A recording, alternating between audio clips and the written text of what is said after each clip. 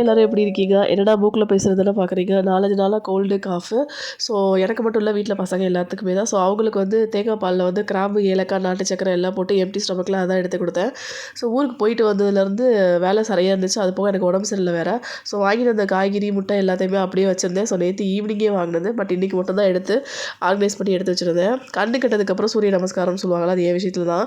ஒரு 2 வருஷத்துக்கு முன்னாடி நல்லா ஏர்ன் பண்ணிட்டு இருந்தேன். ஏதாவது ஒரு காசு வந்து எனக்கு அமௌண்ட் சேர்ந்துச்சு அப்படின்னா, அது ஏதாவது ஒரு பொருளா வாங்கி பொருள்னா வீட்டுக்கு தேவையான ஃபர்னிச்சர்ஸ் இந்த மாதிரி இதில் தான் காசு போடுவேன். ஸோ சேவிங்ஸ் வந்து அவ்வளோவா பண்ண மாட்டேன். பட் நமக்குன்னு தேவைப்படும்போது காசு கையில் இருக்காது. ஸோ இந்த சின்ன சின்ன சேவிங்ஸ்லேருந்து ஸ்டார்ட் பண்ணலாம்னு சொல்லிட்டு இந்த 2 இயர்ஸாக குட்டி குட்டி சேவிங்ஸில் நிறைய இன்ட்ரெஸ்ட் எனக்கு. ஸோ அதுக்கப்புறம் 11 மணிக்கு ஆரஞ்சு ஜூஸ் வந்து ஐஸ் இல்லாமல் போட்டு குடிச்சிட்டு திருப்பி அகைன் ஒர்க் ஸ்டார்ட் ஆகிடுச்சு. கிச்சன் கபோர்டெல்லாம் க்ளீன் பண்ணுறதுக்காக கழுவுனது கழுவாது எல்லாத்தையும் எடுத்து போட்டு ஃபுல்லாத்தையும் வாஷ் பண்ணிட்டேன்.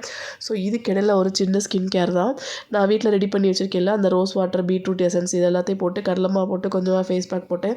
இன்றைக்கி ஆஃப்டர்நூன் லஞ்சுக்கு வந்து எனக்கு கிரேவிங்ஸான லஞ்சு தான். என்னென்னா பருப்பு சாதம் வந்து எனக்கு ரொம்ப பிடிக்கும். பருப்பு கடைஞ்சிட்டு இது வந்து வெள்ளை மீன் கருவாடுன்னு சொல்லுவாங்க. ஸோ அந்த பச்சை மிளகாய் எல்லாம் ஃப்ரை பண்ணி இன்றைக்கி எனக்கு பிடிச்ச மாதிரி தான் நான் லஞ்ச் ப்ரிப்பேர் பண்ணேன். ஸோ என்னோட டே இப்படி தான் இருந்துச்சு.